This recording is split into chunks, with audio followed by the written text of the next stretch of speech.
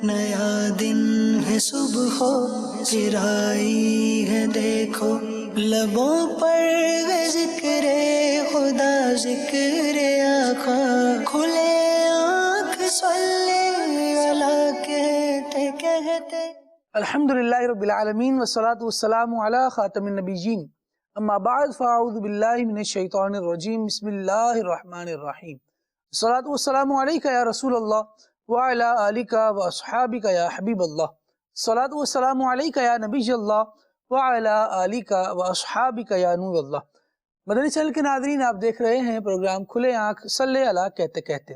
نبی کریم صلی اللہ تعالیٰ علیہ وآلہ وسلم پر درود و سلام پڑھنے کی بے شمار فضیلتیں برکتیں ہیں۔ رب کی بارگاہ میں یہ بھی دعا کر لیتے ہیں کہ مالک کریم آج کے دن کو ہمارے لیے رحمتوں والا بھی بنائے، برکتوں والا بھی بنائے، ہمیں وہ کام کرنے کی توفیق بھی دے جس میں اس کی اور اس کے پیارے حبیب صلی اللہ تعالیٰ علیہ وآلہ وسلم کی رضا شامل ہو۔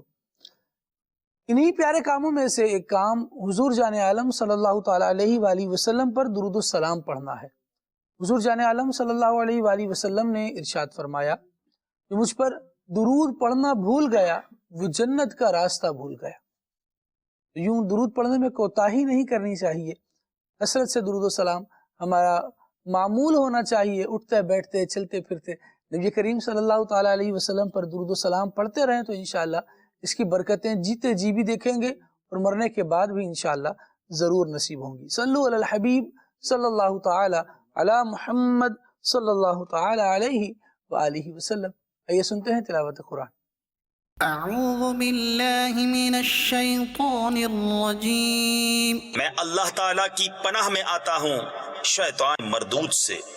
بسم اللہ الرحمن الرحیم، اللہ کے نام سے شروع جو نہایت مہربان رحم والا۔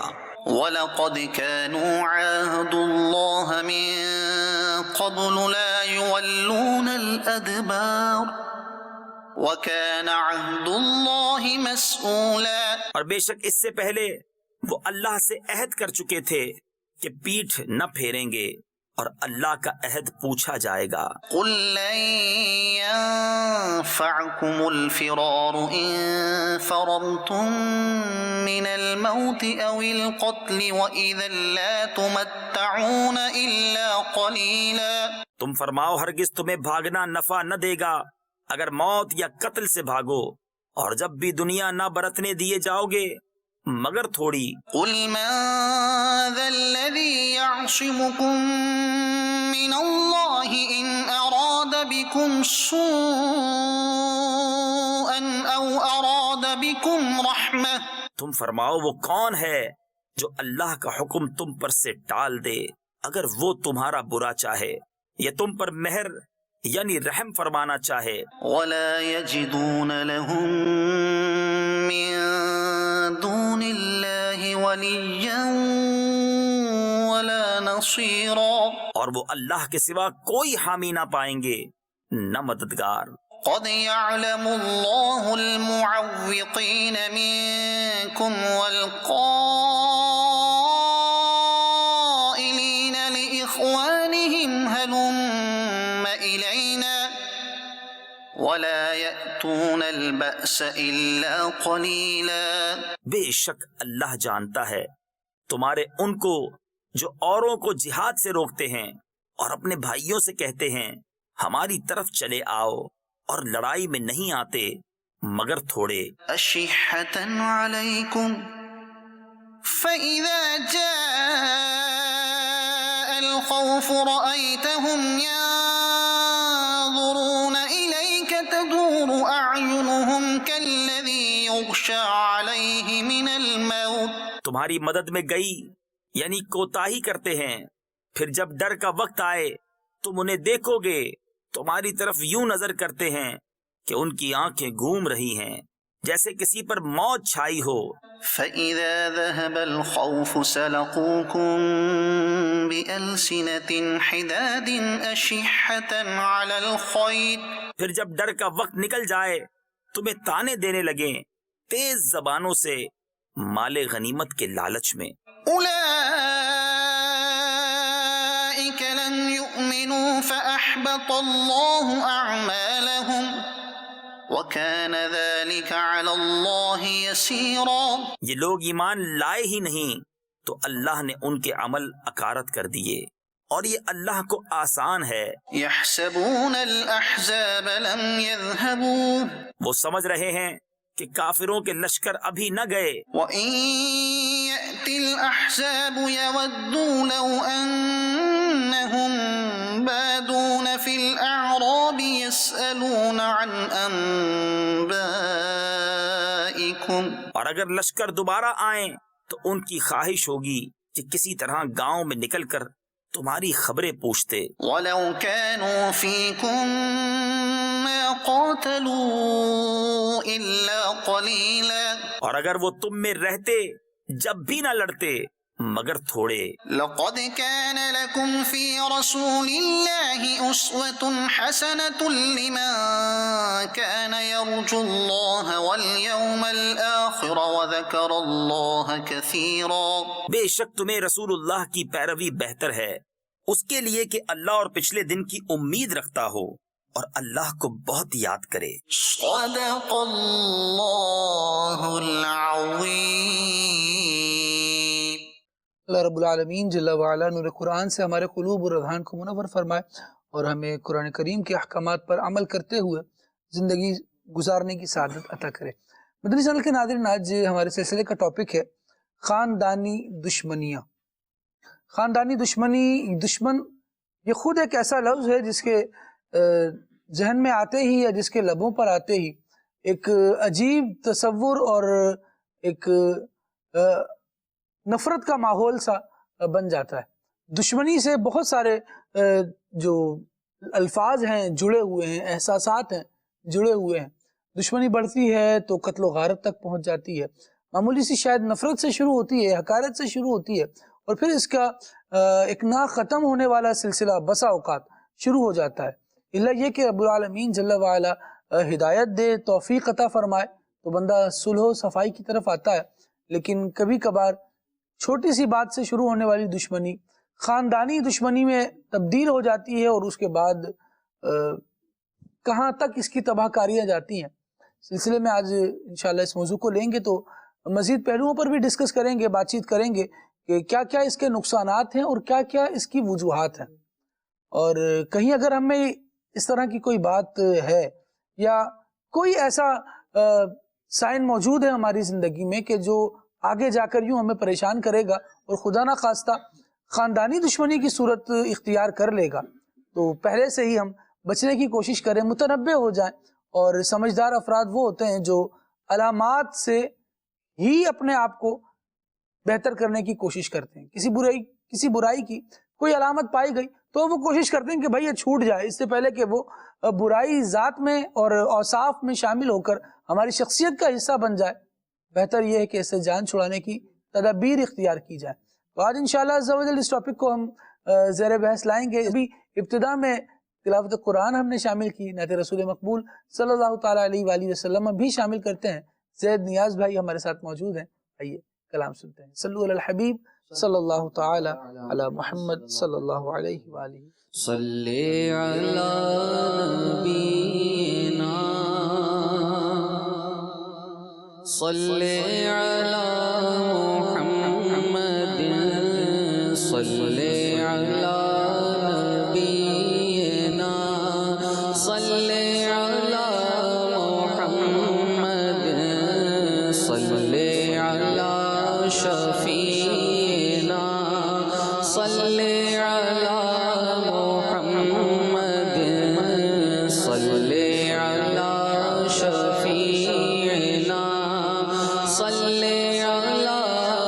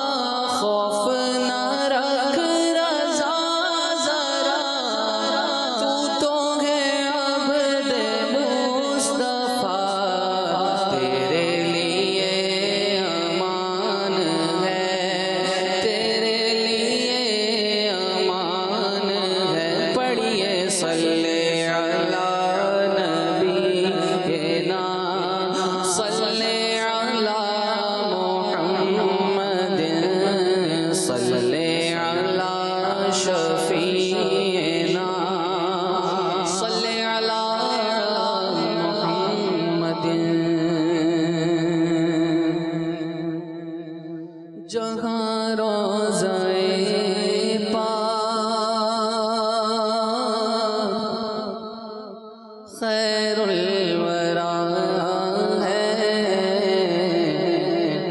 وہ جنت نہیں ہے تو پھر اور کیا ہے؟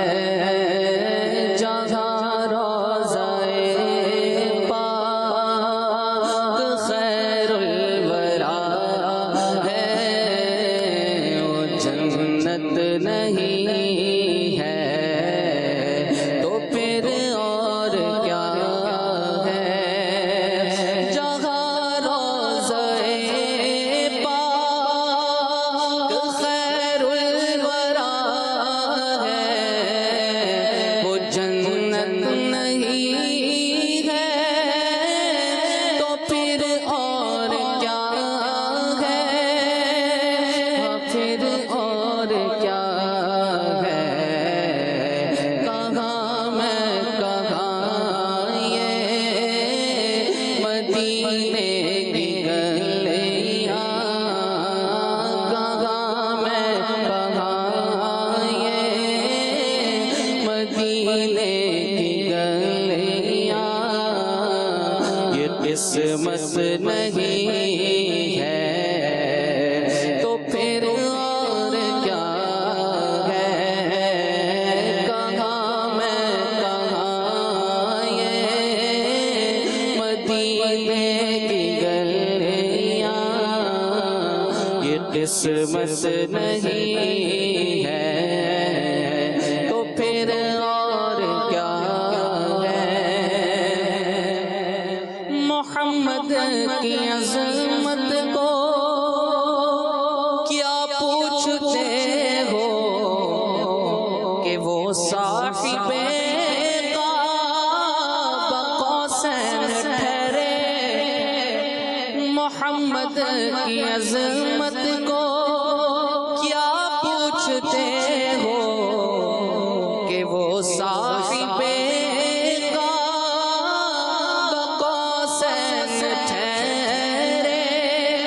صاحب قاب قوسین ٹھہرے، بشر کی سرے عرش مہمان نوازی، بشر کی سرے عرش مہمان نوازی، یہ عظمت نہیں ہے تو پھر اور کیا ہے؟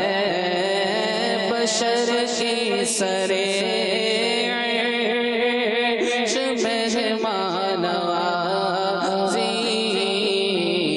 عظمت نہیں ہے تو پھر اور کیا ہے؟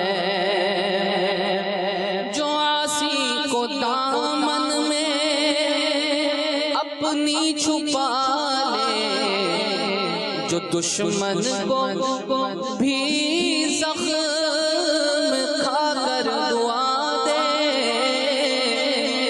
جو عاصی کو دامن میں اپنی چھپا لے، جو دشمن کو بھی زخم کھا کر دعا دے، زخم کھا کر دعا دے، اسے اور کیا نام دے گا زمانہ؟ وہ رحمت نہیں ہے تو پھر اور کیا ہے؟ اسے اور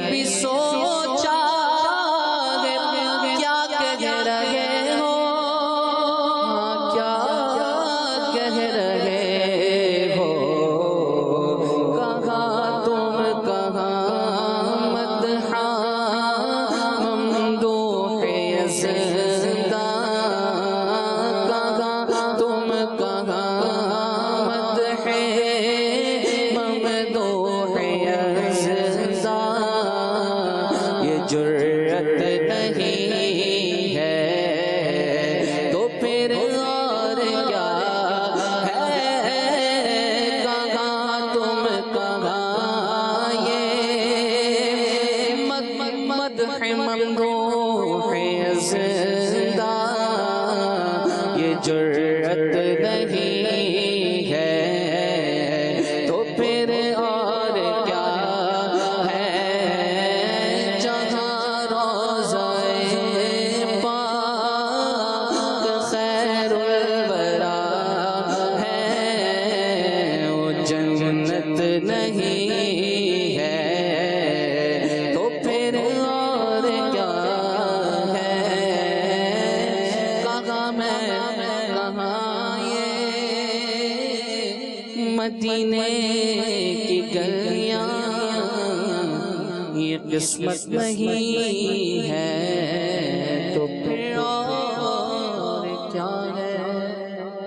سبحان اللہ سبحان اللہ، اقبال عظیم صاحب کا زبردست کلام شامل سلسلہ ہوا اللہ رب العالمین جل وعلا میں حضور جان عالم صلی اللہ تعالیٰ علیہ وسلم کے میٹھے مدینے کی با ادب با ذوق حاضری نصیب فرمائے۔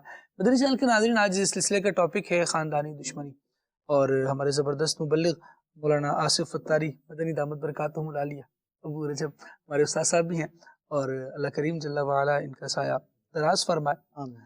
زبردست فیملی میٹرز کے حوالے سے بھی اور اس طرح کے ٹاپکس کے حوالے سے گفتگو فرماتے ہیں، اللہ کریم جل وعلا ان کا سایہ دراز فرمائے۔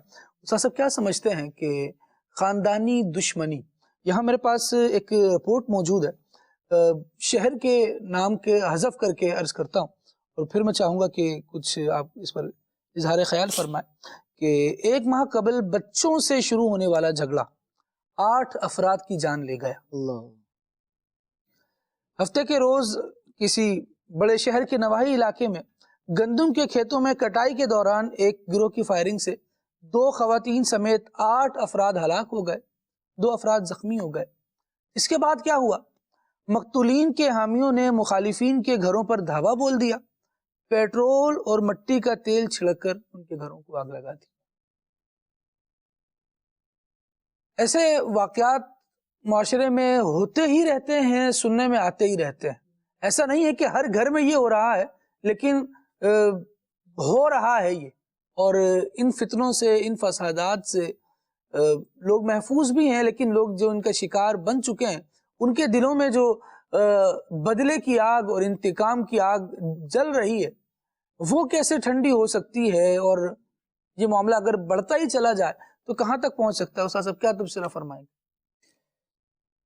اصل میں جو ابھی آپ نے وہ کچھ خبریں یوں سمجھ لیں کہ آپ نے وہ چلتے دریا میں سے کچھ کلو پانی اٹھا کر دکھایا، تو یہ بھی آپ نے محتاط بات کی کہ 100% نہ صحیح، لیکن ہو تو رہا ہے۔ تو مدنی چینل کے ناظرین بھی غور کریں۔ بالکل استاد صاحب، اگر میں اس کو یوں کر لوں کہ ہر گھر میں اس پیمانے پہ نہیں، لیکن کسی نہ کسی پیمانے پہ شاید کسی پیمانے ہو رہی ہے۔ اس میں خاندان جو ہے نا، یہ آپس میں رشتے جوڑنے کا نام ہے۔ واہ! اور اگر جوڑنے کے کام میں توڑنا شروع کر دیں تو پھر وہ بات بگڑ جاتی ہے، کہ جہاں آپ کو جوڑنا ہے، آپ فرنیچر بنا رہے ہیں تو آپ کو وہ جوڑیں گے تو فرنیچر بنے گا، اور اس کی خوبصورتی پھر ظاہر ہوگی، مضبوطی ظاہر ہوگی۔ اور اگر آپ اس کو توڑنا شروع کر دیں گے تو نہ وہ خوبصورت رہے گا، نہ وہ مضبوط رہے گا۔ تو خاندان میں جو رشتے آپس میں قائم ہوتے ہیں نا، وہ یہ ہے کہ ایک تعداد ہے پوری، یعنی کہ ایک لاٹ ہے سمجھ لیں رشتوں کی۔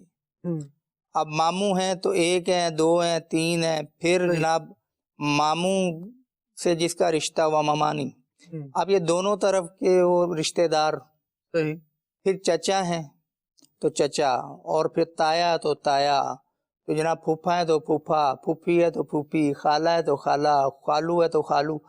اس طرح پورا ایک یعنی اپنے والد کے جو بھائی ہیں وہ ہمارے چچا، ہمارے تایا، پھر والد کی جو بہنیں وہ ہماری پھوپھی.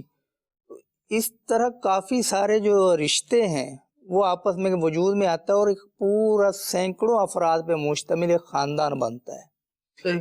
اور رشتے بڑی پیاری چیز ہوتے ہیں خالد بھائی. جی. کسی نے ایک واقعہ سنایا، وہ میں اسی تناظر میں سنانا چاہوں گا کہ کہاں پر رشتہ کام کرتا ہے. جی. کیونکہ بعض اوقات اعتماد کا جب مسئلہ آتا ہے نا، تو اعتماد تو ہم کسی پہ بھی کر سکتے ہیں، لیکن اردو میں بھی یہ محاورہ ہے کہ اپنا مارے گا تو چھاؤں میں پھینکے گا.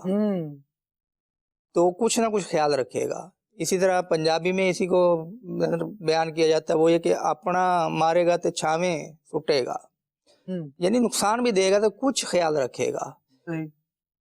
تو ہے تو یہ ایک واقعہ، لیکن اس سے جو سیکھنے کے لیے وہ جگ بیتیاں کہتے ہیں نا جسے، یہ شاید اسی قسم کا ہے. جی. تو کسی نے سنایا تھا تو مجھے یہ سمجھ میں آیا کہ یار یہ جو رشتے ہوتے ہیں، یہ اس پہ جو بھروسہ ہوتا ہے یہ آپس میں کس طرح بندے کو جوڑ دیتے ہیں.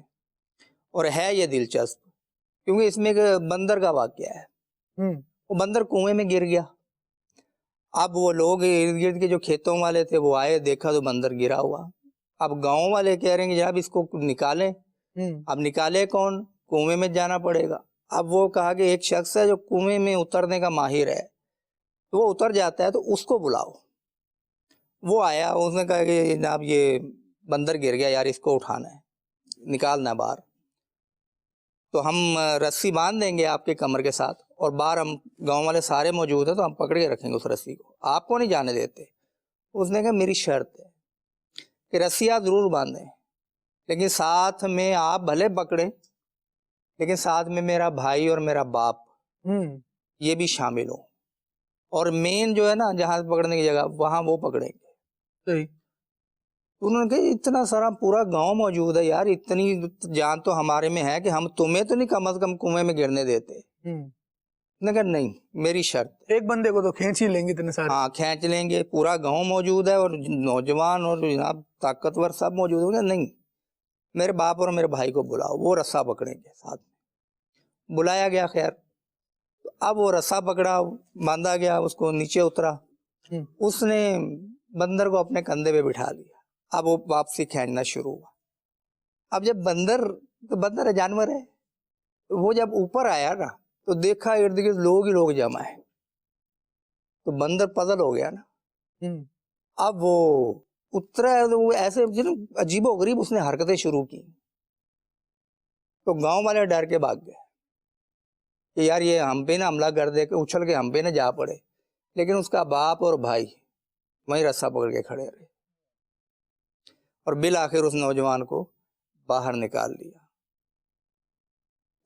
پھر گاؤں والے چلو واپس آئے، پوچھا کہ یہ کیا وجہ تھی؟ انہوں نے کہ یہی وجہ تھی کہ مجھے پتا تھا کہ جب وقت آ پڑے گا اور بندر نے جب اوپر آنا ہے اس نے پزل ہونا ہے، اور اس وقت رسا پکڑنے کی ضرورت ہے، چھوڑنے کی ضرورت نہیں ہے. اور مجھے بچانے کے لیے جیسی ایفرٹ، جیسی کوشش میرا رشتہ دار کر سکتا ہے، باپ اور بھائی کا رشتہ، یہ مجھے نہیں جانے دیں گے، اس لیے میں نے وہ رسا ان کو پکڑوایا تھا. اور آپ نے آنکھوں سے دیکھ لیا کہ ہوا کیا. پورا گاؤں آپ کا بڑے بڑے دعوے کرتا تھا، بھاگ گیا، اور یہ میرا باپ اور بھائی یہ کھڑے رہے، اور یوں مجھے دوبارہ کنویں میں گرنے سے بچا لیا. تو اسی تناظر میں پنجابی شعراء نے بڑے بڑے کلام کہے کہ وہ باپ جو ہے کہ سر کا سایہ ہوتا ہے، اور بھائی ایک پیٹھ کو مضبوط کرنے والے ہوتے ہیں. تو خاندان کی مضبوطی ہمیں دنیا میں بھی بہت ساری آسائشیں فراہم کرتی ہے اور بہت ساری مشکلات سے نجات دلاتی ہے. تو جن کا خاندان مضبوط ہوتا ہے نا، آپس میں کوئی اس طرح کی کوئی ناچاکیاں یا کوئی جھگڑے یا دشمنیاں وغیرہ نہیں ہوتی، اس خاندان کو مضبوط سمجھا جاتا ہے. وہ گویا کہ لکڑی کا گٹھا ہے جس کو مختلف لکڑیاں جمع کر کے اس کو باندھ دیا گیا رسی سے. اب وہ مضبوط ہے، اور رسی اگر کھول دیں اس لکڑی کو ایک ایک لے جا کے کوئی بھی توڑ دے گا. تو اتفاق اور اتحاد یہ خاندان میں ہونا چاہیے. یہ ایک دوسرے کی اصلاح بھی کر سکیں گے، ایک دوسرے کو سمجھا بھی سکیں گے، تو یہ سارے کام خاندان کے اندر ہوں گے تو رشتے بڑی پیاری چیز ہوتے ہیں۔ لیکن ہم کیا کرتے ہیں، ہم نئے رشتے قائم کرنے کی کوشش کرتے ہیں جی، اور وہ سالڈ نہیں ہوتے، جو بنے ہوئے ہیں انہیں کھوکھلا انہیں کرتے ہیں، توڑنے کی کوشش کرتے اور جو ہیں کھوکھلے ان کو سالڈ کر کے بناتے سالڈ سمجھتے ہیں۔ تو یہ سمجھ لیں کہ وہ لکڑی جو باہر سے نظر آ رہی ہے اندر سے کھوکھلی ہے، اس لکڑی کو ہم اپنے چھت کا شہتیر بنا لیتے ہیں، اس کو اس پر چھت اپنی بناتے ہیں کہ یار یہ ہمیں سالڈ لگے گا۔ کوئی دوست پسند آ گیا، کوئی جاننے والا، یار یہ میرا حمایتی، یہ میرے ساتھ مخلص ہے، یہ شخص آج ملا آپ کو، یہ مخلص ہو گیا، یہ ہو گیا۔ وہ جو آپ کی نسل اور نسب اور حسب میں شامل ہے، اس بھائی پہ آپ کو یقین نہیں ہے کہ وہ بھائی اپنی جان گنوا کر بھی، اپنے آپ کو چوٹ لگوا کے بھی آپ کو چوٹ سے بچاتا ہے، لیکن اس خاندانی سسٹم کو توڑنے کے لیے ویسی ہی کوششیں ہو رہی ہیں جیسے کہ معاشرے میں دیگر برائیاں پھیلانے کی کوشش ہو رہی ہیں۔ خاندان آپ نے تو بہت محتاط بولا خالد بھائی، اللہ ماشاء اللہ، خاندان کے خاندان کٹے پڑے، یعنی ٹکڑے ٹکڑے ہوئے پڑے ہیں کہ گروپ بنے ہوئے ہیں کہ یہ اس طرف ہے، دوسرا گروپ اس طرف ہے، اور تیسرا گروپ حاشیہ نشینوں کا ہے۔ اس کی دشمنی اس کے ساتھ تو ہے، تیسرا گروپ یعنی وہ بیچ میں سمجھ لو کہ وہ ایکسٹرا قسم کے ریزرو مال جسے کہتے ہیں۔ اب وہ کیا کرتے ہیں، وہ کسی ایک کی حمایت کرتے ہیں۔ اب جب دونوں کی آپس میں صلح ہو جاتی ہے تو وہ دائیں اور بائیں دیکھ رہے ہوتے ہیں کہ یار اب ہم، تو ان کی پھر ناک کٹتی ہے، ان کو کوئی بھی منانے نہیں جاتا، وہ خود ہی بیچارے شرمندہ ہو کے آ جاتے، شریک ہو گئے تھے ویسے یہ خوشی میں بھی شریک ہو جائیں گے۔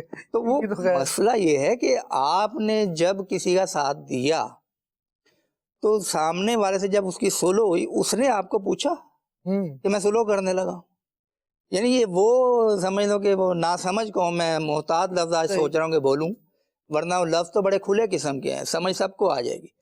ناسمجھ قسم کے لوگ ہوتے ہیں کہ جن کو کسی کا ساتھ دیتے وقت یہ بھی خیال نہیں آتا کہ ہم ساتھ کیوں دے رہے ہیں، اور جب صلح ہو جائے تو اب ہم آگ اس ناک سے رہے ہیں۔ تو خاندان کے خاندان کٹے پڑے ہیں، آپس میں سٹرینگتھ نہیں ہے۔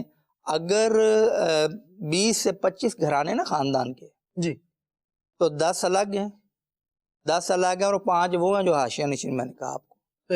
یہ عموماً کمزور مخلوق ہوتی ہے جو کسی سے دشمنی پالتی نہیں، لیکن اتنی سمجھدار ہوتی ہے کہ دشمن میں حصہ ضرور دیتی ہے۔ یہ سمجھدار میں اصلی معنوں میں نہیں بول رہا، الٹ معنوں میں بول رہا ہوں۔ حریف نہیں بنتے لیکن حریف کے حلیف ضرور بن جاتے ہیں۔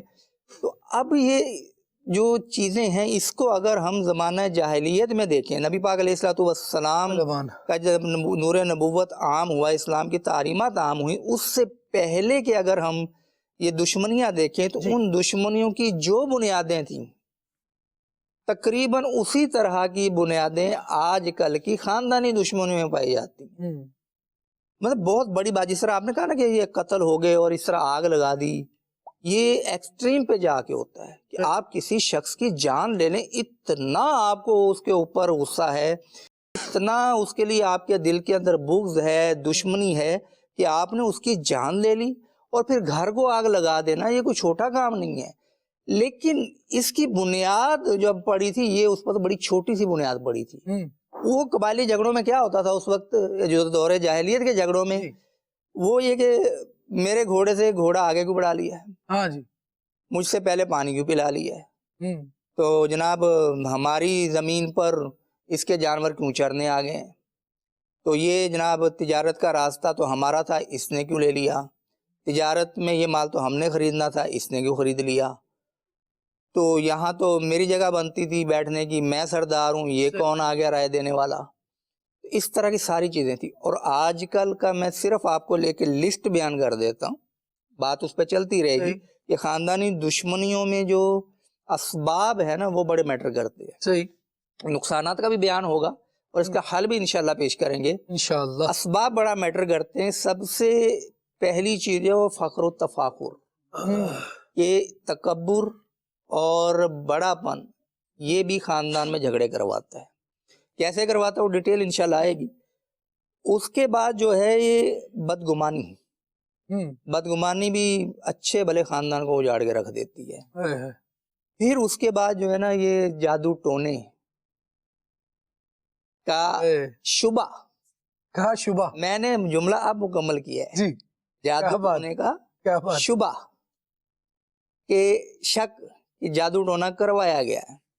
اچھا پھر ہمارے رویے بعض اوقات یہ دشمنی کروا دیتے ہیں کہ ہمارا یعنی جو رسپانس ہے یا ہمارا بیہیویئر ہے وہ کیسا ہے وہ بھی دشمنی کروا دیتے ہیں. ہمارے غلط فیصلے کہ صحیح وقت پہ صحیح فیصلہ کرنا بہت ضروری ہوتا ہے تو غلط فیصلے بھی خاندان دشمنی کرواتے ہیں. اچھا کچھ چیزیں پائی جاتی ہیں علامات تکذیب کہتے ہیں اس کو. ابھی شرح کا نیچے پڑھا رہا ہوں تو اس میں آتا ہے علامات تکذیب ہے مشکل لفظ ہے.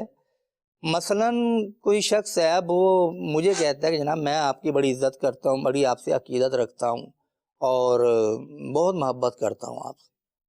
اب میں جا رہا ہوں اور وہ میری گردن میں چانٹا مار کے بھاگ جائے. اب اس کی زبان کا دعویٰ دیکھ لیں, دعوے سے تو وہ مجھ پہ جناب اپنا بہت کچھ نچھاور کر دے کہ میں جناب آپ کا خادم, میں نوکر, میں عقیدت مند, میں یہ میں وہ. عمل کیا کیا اس نے؟ یہ علامت ہے اس کے جھوٹے ہونے کی, یہ علامات تکذیب. اس پہ میں ڈیٹیل سے بات کروں گا آج. یہ بھی جو ہے نا یہ جھوٹے پان کی جو علامات ہیں یہ بھی خاندان میں جھگڑے کروا دیتی ہیں. قرض کے معاملات پہ خاندان آپس میں جدا ہو جاتا ہے. قرض کا لین دین جب آگے جاتا ہے نا تنگ کرتا ہے اس وقت پھر بھائی بھائی سے جدا ہو جاتا ہے. جائیداد کے جھگڑے, وراثت کے جھگڑے کہ جائیداد کی تقسیم میں ہم سے انصاف نہیں ہوا, اس وجہ سے بھی ہو جاتا ہے. اچھا پھر بچوں کی وجہ سے جس طرح ابھی آپ نے خبر میں ذکر کیا تو بچوں کی وجہ سے بڑے بچے بن جاتے ہیں. لیکن بچوں اور بڑے بچوں بھی میں تھوڑا سا ایک ٹرم بول رہا ہوں تو سمجھنے والے سمجھیں گے بڑے بچے سے کون مراد ہے؟ جو بچہ نہیں ہے بڑا ہو گیا ہے. تو جو بچے ہوتے ہیں نا یہ اپنا جھگڑا جلدی بھول جاتے ہیں. ایسا بھی دیکھا کہ دو بچے جھگڑے اور دونوں نے اپنے گھر جا کے بتایا کہ یوں ہوا. بڑوں نے جناب آستین نے چڑھائی اور شروع ہو گئے. صحیح. آپ کسی سمجھدار نے پوچھا کہ وہ بچے کہاں ہیں جو جھگڑے تھے؟ پتہ چلا وہ پھر جا کے آپس میں اکٹھے ہو کے کھیل رہے. وہ اپنا جھگڑا بھول کر دوبارہ شروع ہو چکے دوستی. یہ ان کی وجہ سے باہم دستوں گرے باں جسے کہتے ہیں نا کہ ایک دوسرے کا گریبان پکڑ لینا اور جھگڑا, تو یہ ہے. تو یہ چند چیزیں جو ہیں چغلیاں, یہ چغلی سمجھ لیں کہ وہ ہے کہ جو پیٹرول اگر ڈالا جائے نا خشک لکڑی پہ, خشک لکڑی ویسے ہی آگ بڑی جلدی پکڑتی ہے. ہلکا سا اس کو کوئی وہ جھاڑ پھونس خشک رکھو اور لکڑی جن کو تجربہ ہے چولہے جلانے کا تو وہ جل جائے گی, فوراً آگ پکڑ دے گی. اس پر بھی اگر پیٹرول ڈال دیا جائے تو وہ آگ کو کیسا پکڑے گی؟ تو چغلی جو ہے نا یہ گویا کہ پیٹرول کو آگ دکھانے والی بات ہے اور اس سے خاندان تباہ ہو جاتے ہیں. تو یہ چند جو میں نے اسباب ذکر کیے یہ اسباب اگر ہم ڈیٹیل کے ساتھ دیکھیں تو شاید دیکھنے والے کہیں کہ یار یہ تو ہمارے گھر کی کہانی بیان ہو رہی ہے. ایک بات اس کا مستقل موضوع ہے کہ اس پر جب ڈیبیٹ کی جائے, بات چیت کی جائے اور اس کی پرتوں کو کھولا جائے تو ایسا لگے گا کہ اس میں واقعی ایک جہان آباد ہے اور کہیں نہ کہیں ہم مختلف چیزوں کا شکار ہیں. اس سے مجھے ایسے ایک بات لگتی ہے کہ کچے کان والا ہونا یہ بھی ایک زبردست سبب ہے جھگڑے کا. جس نے بھی آ کے جو بھی کچھ یہ بندہ ہے اس کے کان میں پھونک مار دو, باقی پھر تماشا دیکھو. اگر ہمارا اپنا طریقہ کار اور طرز زندگی ایسا ہے تو پھر ہمیں کوئی بھی کسی سے بھی لڑا سکتا ہے. کچے کان والے بھی ایسے نادان اور احمق ہوتے ہیں. میں تھوڑا واقعے سے سمجھا دیتا ہوں کہ کوئی تھا پروفیسر ٹائپ کا, ہے بھی واقعہ یہ لیکن سمجھانے کے لیے کہ کچے کان والا کون ہوتا ہے. وہ ایک جگہ بیٹھا ہوا تھا, کسی نے آواز لگائی کہ پروفیسر صاحب آپ کی بیوی بیوہ ہو گئی. اب وہ اس نے سنا بس بیوی بیوہ ہو گئی, وہ غم والی خبر آ گئی, بھاگا. ایک جگہ ٹھیڈا کھایا, ٹھوکر کھائی, گرا. دوسری جگہ پھر گرا. تیسری جگہ مٹی پڑی تھی اس پر گرا. اٹھ کے کپڑے جھاڑتے ہوتے ہیں یار میرے ہوتے ہوئے میری بیوی بیوہ کیسے ہو سکتی ہے, میں تو زندہ ہوں. یہ کچے کان والے نا ایسی بے سروپا باتیں, یعنی جن کا نہ سر نہ پیر. صحیح. وہ شخص کو خواب و خیال بھی نہیں ہوتا جس کے بارے میں یہ خبر دے رہے ہوتے ہیں کہ اس نے تیرے بارے میں یوں کہا, میں تمہاری چیز اس کے پاس لے کے گیا, اس نے یوں پھینکی. جناب یہ ہمیں تحفہ دینا ہے. اس نے بچوں کی عیدی جو آپ نے بھیجی تھی, اس نے عیدی پکڑ کے ایسا منہ بنایا کہ بس جیسے منہ میں سے کڑوا کریلا آ گیا ہو. تو یہ پورے تبصرے کے ساتھ. اچھا وہ یوں باتیں کر رہے تھے. اچھا پھر بچوں کو اس کام پہ لگایا ہوتا ہے. اب بچے چونکہ آتے جاتے ہیں, اب وہ عام طور پہ ہوتا ہی ہے کہ بچوں کے سامنے بندہ نہیں احتیاط کرتا, کوئی بات کر دی تو بچے کیا کرتے, واپس آ کے امی پھپھو یوں کہہ رہی تھی, ابو وہ نا چچا یوں کہہ رہے تھے. بچہ وہ اتنا مستند اور سمجھ کو سالڈ قسم کا ذریعہ خبر ہو گیا ان کے لیے. بچے تو سارا جھوٹ بولتے ہیں. بچہ خبر دے رہا ہے یار جی. تو بچہ تو آپ کو پتا ہے ایسی خبریں دیتا ہے. بچپن آپ نے بھی گزارا, بچپن ہم نے بھی گزارا. چلو ہم نے نہیں دی ہوں گی تو ہم نے ساتھ والوں نے دی ہوں گی. ہمارے ساتھ کئی دفعہ ایسے اسکول جا رہے ہیں اور راستے میں کوئی ملا, کوئی اسکول چھٹی ہے, چھٹی ہوگی. اچھا اب وہ چھوٹے تھے, ظاہر چھٹی سے خوشی تو ہوتی طالب علم, اس عمر میں اس سے بڑی کیا خبر. اچھا پھر تو ہوا یہ کہ شک پڑا کہ یار چھٹی اگر نہ ہوئی اور گھر پہنچے اور گھر والوں کو پتا چلا چھٹی نہیں تھی اور یہ آگے بول رہا ہے چھٹی, تو پھر پٹائی بھی لگے گی. تو ہم آگے جاتے ہیں, دیکھتے ہیں اسکول میں کیا ہے. گئے تو اسکول لگا ہوا ہے.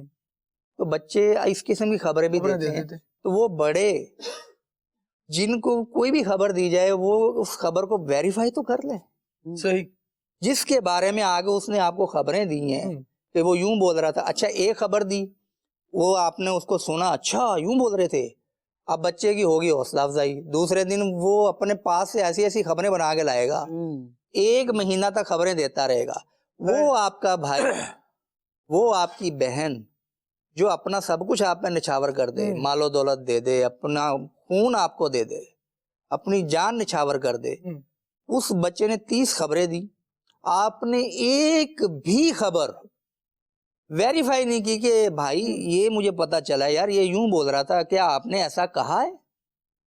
نہیں جناب, ویریفائی کرنا ہی نہیں. یوں کہا جائے کہ بچے کی تربیت ہم نے کی کہ خبریں لا کے دو.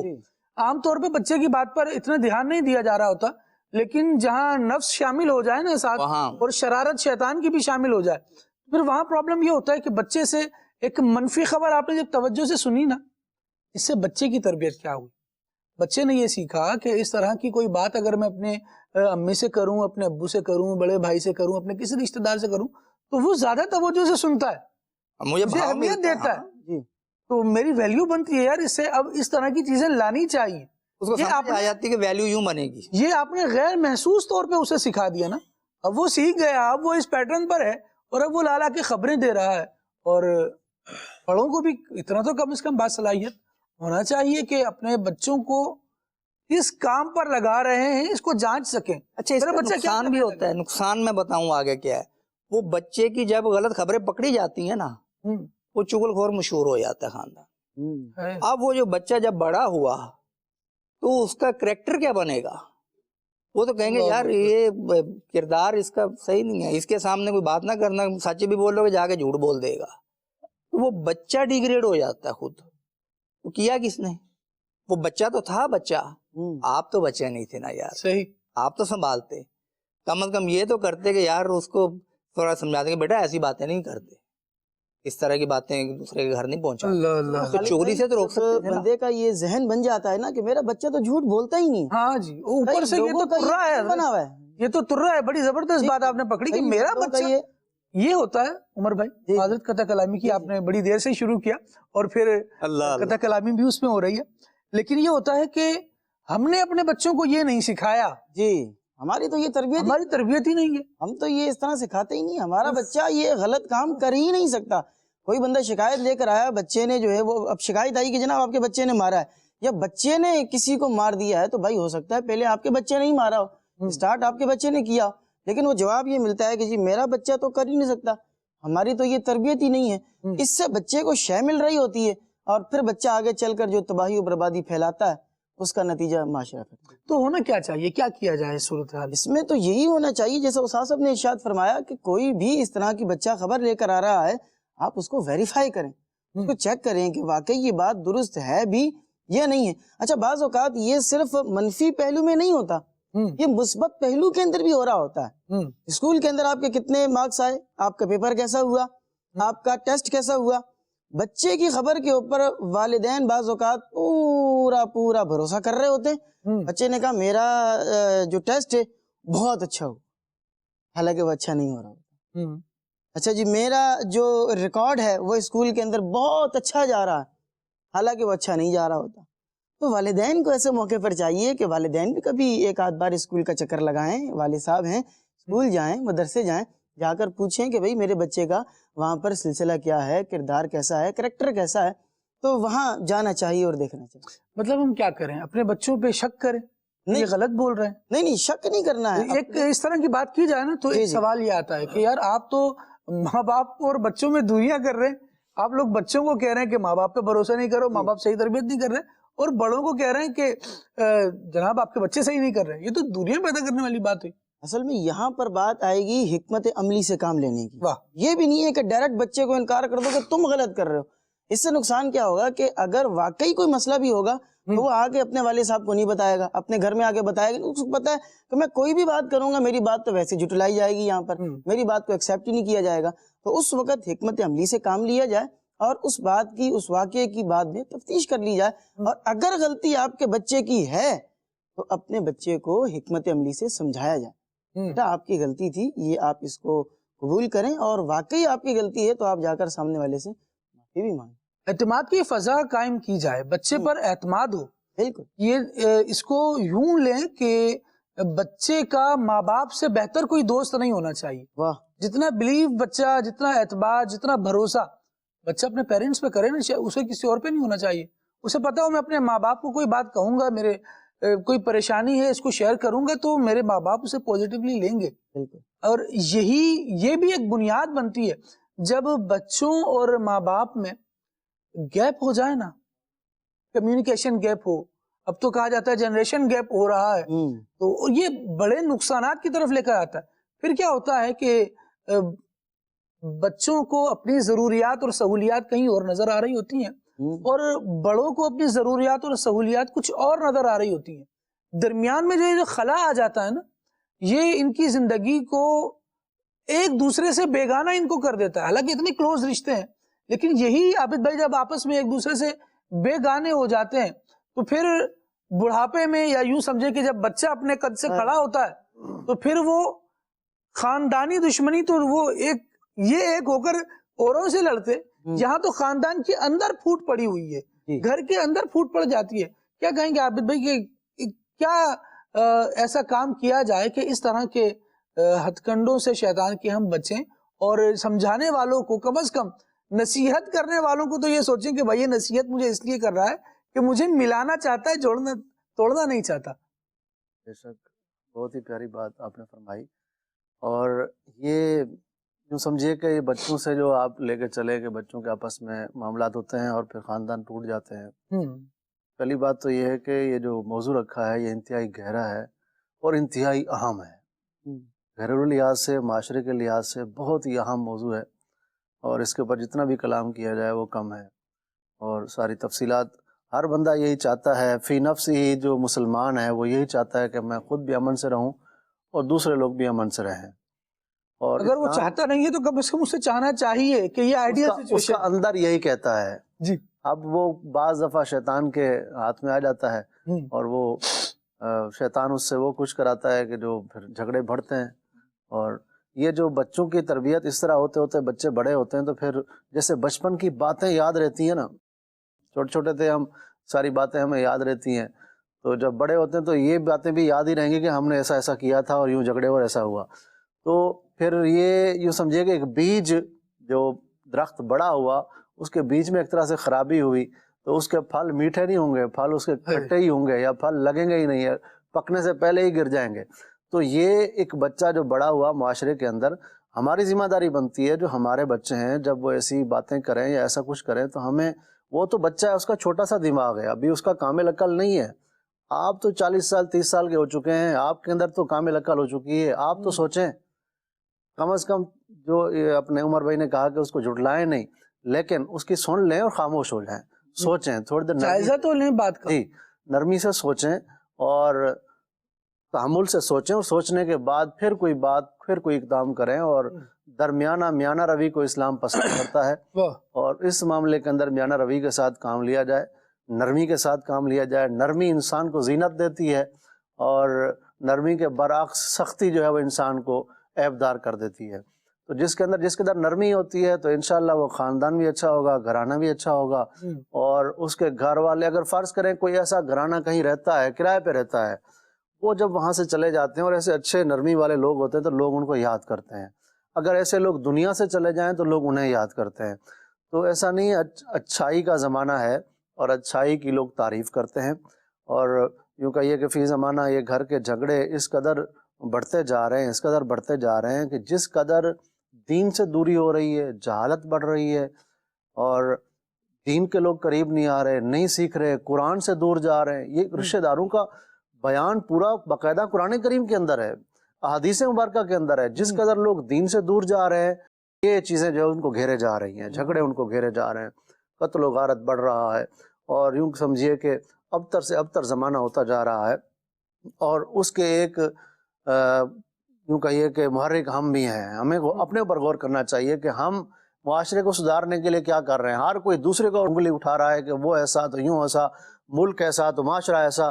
میں اپنے اوپر بھی غور کروں کہ کیا اس معاشرے کو ٹھیک کرنے کے لیے میں نے بھی کوئی کردار ادا کیا ہے. صحیح. میں نے اگر خود کیا ہے تو کیا کسی ایک دو کا ذہن بھی بنایا ہے.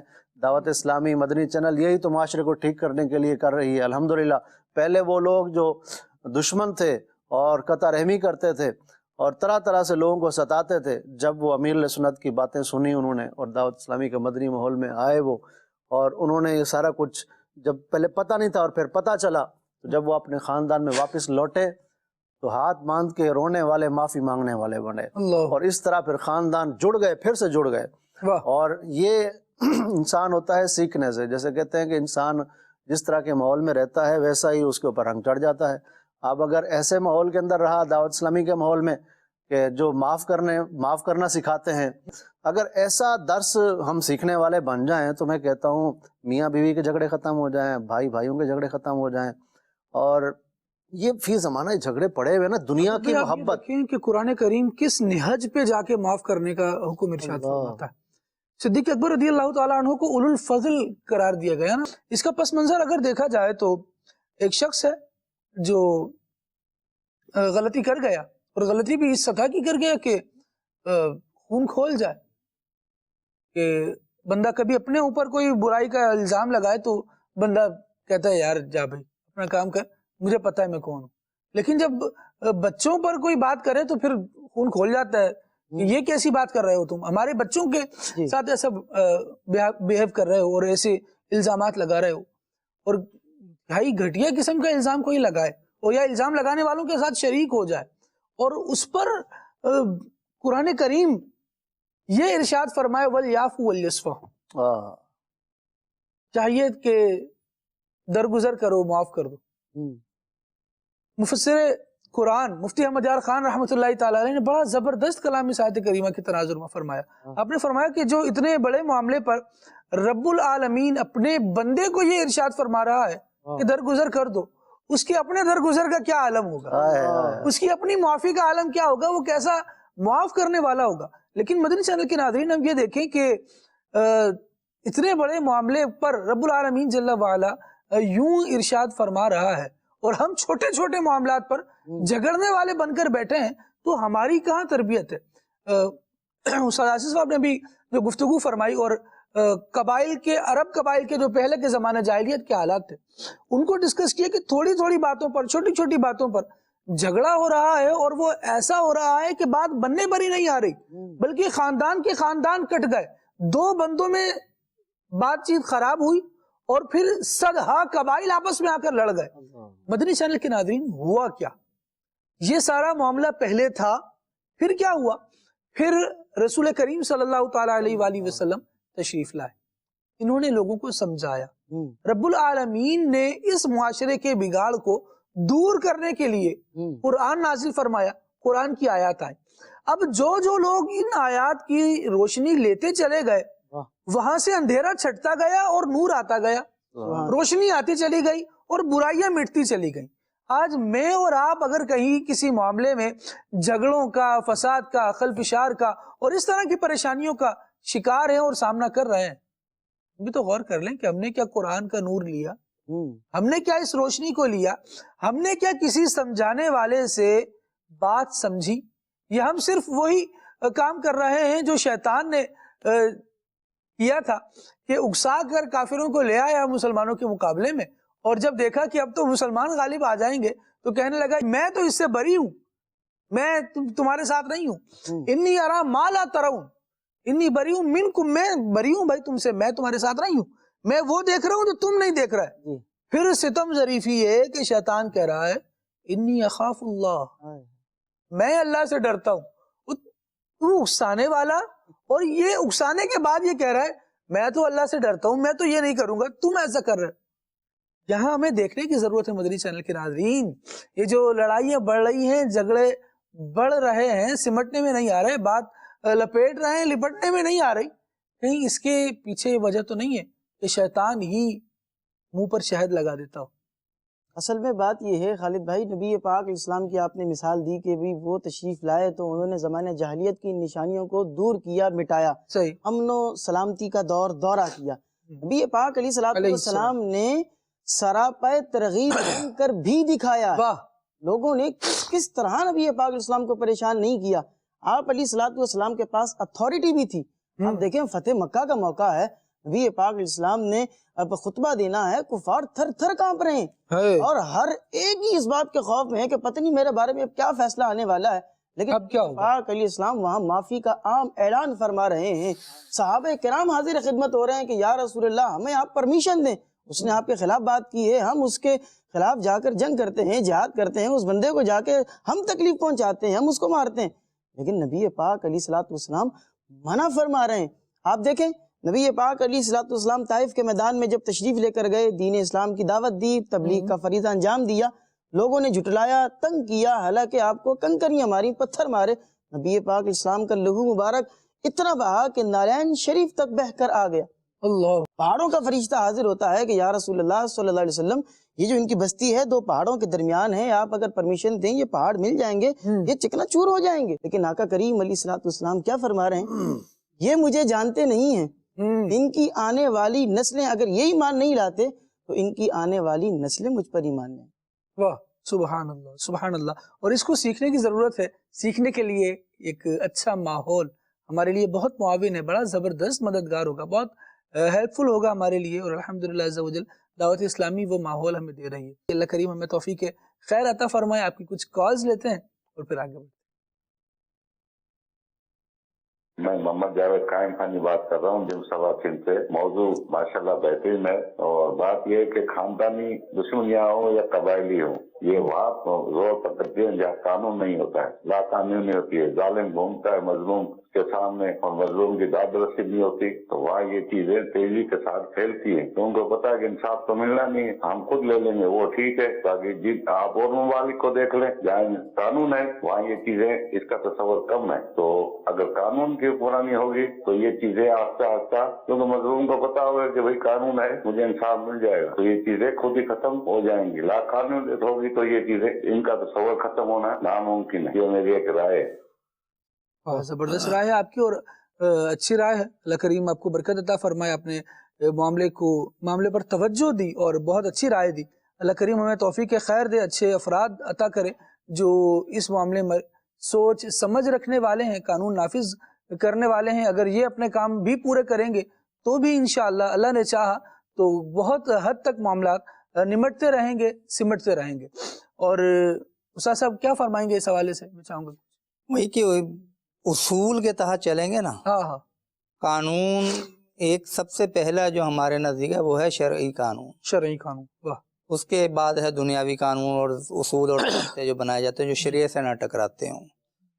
تو اگر اصول کی بنیاد پہ چلیں گے تو بہت سارے معاملات ہمارے ویسے ہی حل ہو جائیں گے، اور اگر اصول کی بنیاد پہ نہیں چلیں گے، موڈ کی بنیاد پہ چلیں گے، پھر مسائل کھڑے ہوں گے۔ واہ واہ، یعنی تم کرو تو برا، ہم کریں تو اچھا، صحیح، یعنی وہ مثال دی جاتی ہے کہ تمہارا کتا کتا ہے اور میرا کتا ٹامی ہے. ہاں جی، ہمارا کتا کتا تمہارا کتا. تمہارے پسینے میں سے بو آتی ہے اور میرے پسینے میں سے خوشبو آتی ہے.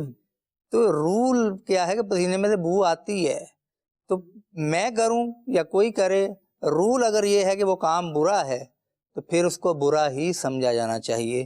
میں اگر اپنی حیثیت کا فائدہ اٹھا کے یا اپنی مالداری کا فائدہ اٹھا کے کمزور رشتہ دار کو دبانے کی کوشش کروں گا، اس پر ظلم ڈھانے کی کوشش کروں گا، جیسے کہ وراثت کے مسائل میں بھی ہوتا ہے کہ ہمارے ہاں ایک بہت سمجھنے کا نازک یہ مسئلہ ہے کہ بہنوں کو ان کا حصہ دینا وراثت میں. جی، یہاں تک کہا جاتا ہے کہ حصہ لینا ہے تو پھر ہمیں چھوڑنا ہوگا. یہاں اس تک کا مطلب سیدھا یہی ہے، بہن ہم حصہ کہتی نہیں ہے کہ اب دینا میں چاہ رہے. بھائیوں کو چھوڑوں یا حصہ لوں تو وہ پھر اسی طرح کے معاملات چل رہے ہوتے دی اینڈ ایسے کیسز میں ہوتا یہ ہے کہ حصہ بھی نہیں ملتا اور بھائی بھی چھوٹ ہی جاتے ہیں. ہیں. یہ بھی ہوتا ہے. اللہ خیر کرے. تو یہ اصول کی بنیاد پہ اگر چلیں گے نا تو جو چھوٹا ہے وہ عمر میں کم ہے، جو بڑا ہے تو یہ بڑے چھوٹے کا ادب اگر قائم رکھیں گے. آج کل ایک نئی چیز مجھے دیکھنے کو ملی کہ وہ جو نوجوان پہلے جب کبھی بولتے تھے نا خاندان کے بڑے، جیسے آپس میں کوئی بات ہو رہی ہے تو وہ بڑے بات کر رہے ہوتے تھے عمر بھائی. چھوٹا کوئی ہوتا تھا نا کم عمر، وہ اگر کچھ بولتا تھا تو وہ روک دیتے تھے اس کو کہ بیٹا یہ بڑوں کا معاملہ ہے، ہم بات کر رہے ہیں، آپ کو بولنے کی ضرورت نہیں. کیونکہ بھائی اگر اب بہن سے بات کر رہا ہے نا کوئی جھگڑے والے یا کچھ بھی، تو وہ بہن اس کے بیٹے کی پھوپھی بھی ہے. اور اگر ماں اپنی بہن سے کوئی بات کر رہی ہے، کوئی ایسی بات ہے کہ جو جھگڑے والی ہے یا کچھ بھی، تو وہ اس کی بہن اس کے بیٹے کی خالہ بھی ہے یا بیٹی کی خالہ بھی ہے. صحیح. تو وہ دور تھا ایک کہ اس میں روکا جاتا تھا چھوٹوں کو کہ آپ بیٹا یہ آپ کا کام نہیں ہے. لیکن اب یہ مدعی بنتے ہیں اور وکیل بنا دیتے ہیں چھوٹے کو. اب جب آپ کا اپنے بھائی سے یا بہن کا اپنی بہن سے معاملہ ہوا تو اولاد کس پہ چڑھائی کر رہی ہے؟ خالہ پہ. اولاد کس پہ چڑھائی کر رہی ہے؟ اپنے چچا یا تایا کے اوپر. یہ جب رشتوں کا احترام آنکھوں میں نہ رہے تو پھر رشتہ تو آپ کا بھی ہے اس کے ساتھ. ہاں جی. جو ہاتھ آج آپ کی شے پر، یہ بڑا اہم جملہ مدنی چینل کے ناظرین کے لیے، جو ہاتھ آپ کی شے پر یا پیٹھ تھپکنے پر کسی کے گریبان تک پہنچے ہیں نا، وہ کل آپ کے گریبان تک بھی پہنچیں گے. پھر رونا نہیں ہے. کیوں؟ آپ نے عادت دے دی. تو جن خاندانوں میں ایسا ہے کہ یہ چھوٹوں کو بھی شامل کر لیا جاتا ہے لڑائی میں، اب وہ اپنی پھوپھی سے بدتمیزی کرے، وہ اپنی یعنی چچا سے بدتمیزی کرے، وہ اپنی خالہ سے بدتمیزی کرے، وہ اپنے دادا سے بدتمیزی کرے، آپ یہ خوش نہ ہو کہ میرے حمایت میں آ کے یہ ان کے ساتھ ٹکرا رہا ہے. جی. یہ جو وہ بھینسا بپھرتا ہے نا جنگل کے اندر، تو بھینسے کا رخ پھر جدھر ہو جائے وہ یہ نہیں دیکھتا کہ سامنے کون ہے. تو آپ نے اس کی طبیعت کے اندر وہ یعنی کہ وہ جانوروں والی طبیعت بنا دی. اس کو چھوٹے بڑے کی تمیز جب بھلا دی، پھر وہ کل کو آپ پر جب پل پڑے گا نا، پھر آپ نے شکوہ نہیں کرنا کہ یار تم تو میری اولاد ہو. وہ زبان سے نہیں کہے گا، زبان حال جسے ہم کہتے ہیں نا، اس کی حالت بتا رہی ہو کہ ابا جان یہ تو آپ ہی نے تو سکھایا تھا. ہاں جی. کل جب میں اپنے فلاں رشتہ دار سے الجھا تھا تو آپ نے خاموش رہ کے یا پیٹھ تھپک کے میرا بیٹا صحیح کر رہا ہے نا، جواب دو نا، یا میرا بیٹا صحیح بات کر رہا ہے، آپ کے پاس جواب نہیں ہے. اس وقت جب پیٹھ تھپکی تھی تو مجھے عادت تو آپ نے ڈالی. صحیح. تو اب وہ کیا کہتے ہیں کہ اپنے یہ کا علاج خود ہی کرنا پڑتا ہے.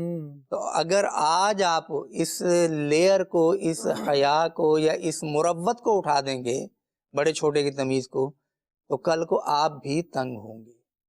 یہ وہ کام ہے جو آج کرنے کا ہے. اگر کل کریں گے تو کہا جاتا ہے کہ جو مکہ لڑائی کے بعد یاد آئے نا اسے اپنے منہ پہ مار لینا چاہیے. محاورتاً ویسے ایک محاورہ ہے، لغت میں تو پتہ نہیں ابھی شامل ہوا ہے کہ نہیں ہوا، لیکن یہ معاشرے میں چل پڑا ہے. کچھ ہمارے محاورے ایسے آ چکے ہیں کہ جو مکہ لڑائی کے بعد یاد آئے اسے اپنے منہ پہ مار دینا. اس کے ملتے جلتے محاورے ہوں گے. اسی طرح ایک اور محاورہ ہے جیسے ماموں بنانا، ماموں بنانا بیوقوف بنانا. صحیح. تو یہ عابد بھائی اس میں نہیں آیا ابھی نا، پھر لغات کے اندر کتابوں ایڈ نہیں ہوا. نہیں آیا، لغت میں. لیکن عام ہو چکا. جب عام ہوتا ہے تب لغتوں میں آتا ہے. تو آج ہم جو کریں گے کل وہ بھریں گے. تو آج آپ جھگڑے کرتے وقت خاندانی دشمنیاں آپ کے ذہن میں آئے کہ یار آج میری پھوپھ ہے، آج میری حیثیت ہے، میں جناب پاور میں ہوں، تو میرا کوئی کیا بگاڑ لے گا، میرے سامنے کون کھڑا ہوگا. یہ پاور ریورس ہوتی ہے. ایک دن آئے گا آپ ہوں گے، پاور نہیں ہوگا. پاور نہیں ہوگی. اللہ اکبر. اس وقت پتا چلے گا کہ آپ نے جس کو ٹھکرا دیا تھا نا وہ ٹھکرایا ہوا ہی آپ کے کام آیا ہے. اللہ اکبر. یہ چیزیں خاندانی دشمنیاں تو اول تو کوئی ایسا معاملہ پیش آئے نا تو کہا جاتا ہے کہ چھوٹے باپ کے بن کر جھگڑے کو ٹال دیجیے.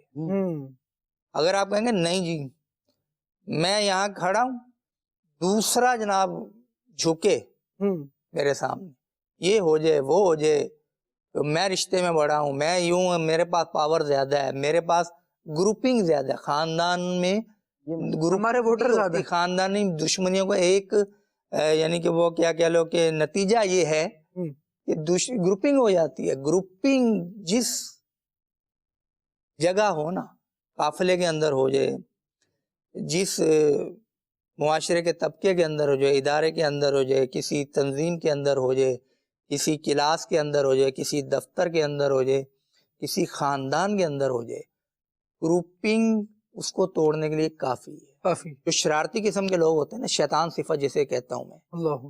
وہ گروپنگ کروا دیتے ہیں کہ کسی طرح گروپ بن جائے ان کے.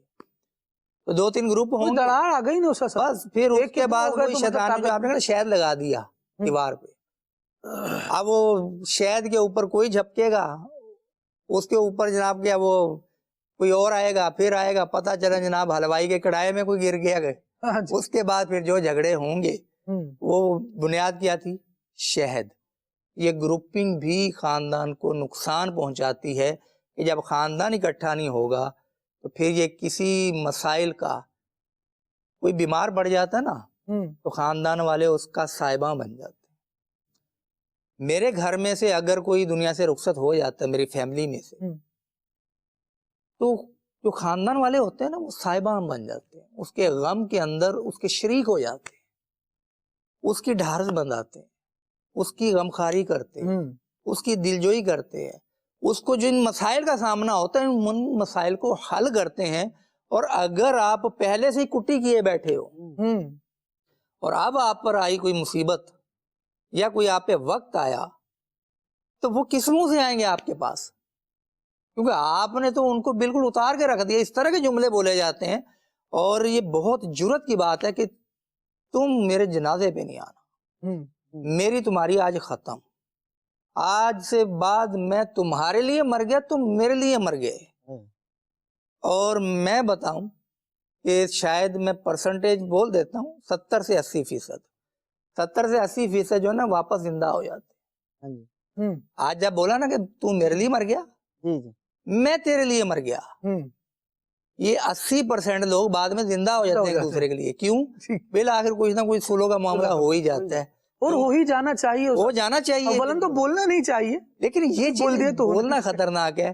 پھر یہ کہ میں تمہیں آخرت میں پوچھوں گی، یہ ہے وہ ہے. جنازے سے روکنا، جنازہ پڑھنے دینا ایک مسلمان کا حق ہے. اس حق سے بھی ہمارے کہنے سے وہ حق فوت نہیں ہو جائے گا. تو بات یہ ہے کہ آپ وہ جسے کہتے ہیں نا کہ وہ ریچھ کی جب شامت آتی ہے وہ شہر کی طرف بھاگتا ہے، تو اس کی شامت آئی تو یہ اپنے خاندان کی طرف دوڑ پڑا یار. تو ایسی طبیعت کے لوگوں کو بھی تھوڑا سنبھل جانا چاہیے کہ اگر آپ جوڑنے میں کوئی کردار ادا نہیں کر سکتے نا تو توڑنے میں ماسٹر مائنڈ نہ بنے. ماسٹر مائنڈ جو لوگ ہوتے ہیں نا وہ ہوتے ہیں وہ چغل خوری والے. جیسے صلح ہوتا دیکھتے ہیں نا، اب ان کا اور آپ کا کوئی معاملہ ہے تو آپ آپس میں ایک لیول پہ گفتگو کرتے کرتے پہنچ چکے ہوئے، صحیح. اب درمیان میں اگر بولوں عمر بھائی انہوں نے یہ بھی کہا تھا، نہیں کہ پہلے وہ بات بھی ہونی چاہیے کلیئر. اب بیٹھے تو ساری باتیں کلیئر ہو. انہوں نے یہ بھی کہا ہوا ہے، انہوں نے تو یہ بھی کہہ رکھا ہے، انہوں نے ایسا بھی کیا تھا، یہ اس کا کیا جواب ہوگا؟ ان دونوں کو چاہیے استاد صاحب، ان دونوں کو چاہیے کہ اب یہ ایک کر کے نا اس سے پوچھیں بھائی تو نے اور کیا کیا لکھا ہوا اور کس کس کا لکھا ہوا ہے، تاکہ نصیحت تو ہو کہ میرے بھائی کیا کر رہے ہو آپ، جھگڑا بڑھا رہے ہو۔ یہ وہ شخص ہے جو بجھتی پہ تیل لگا رہا ہے۔ آگ پر ٹھنڈا پانی ڈالنا چاہیے تاکہ بجھ جائے، پانی ٹھنڈا ہو یا گرم آگ تو بجھ جاتی ہے، لیکن ٹھنڈا پانی ڈالیں گے تو وہ آگ جب بجھے گی تو اس میں ٹھنڈک ذرا جلدی آ جائے گی۔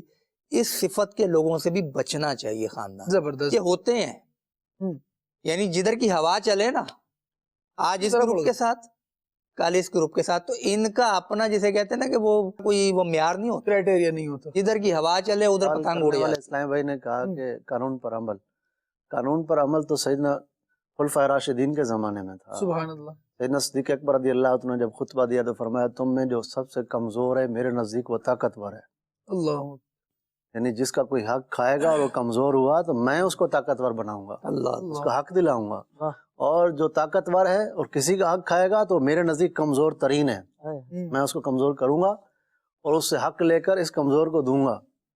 تو یہ عمل ان کی شخصیات، وہ جو پیاری شخصیات تھیں، ان کے جو دین اسلام کے احکامات پر انہوں نے عمل کیا۔ آج بھی کچھ قومیں ہیں جو ان کے طریقے پر چل رہی ہیں اور معاشرہ اچھا ہے، اور اصل گھوم کے بات آتی ہے دین اسلام پر۔ یہ قانون جو یہ کیا، یہ دین اسلام نہیں تو دیا ہے، ظالم مظلوم اور یہ سارا کچھ جو بتایا گیا ہے، یہ سارا کچھ اگر آپ کہیں کچھ اور چیز ہے تو کیا اسلام سے پہلے کیا تھا پتہ نہیں ہے، ابھی تو آپ نے سنا ہے۔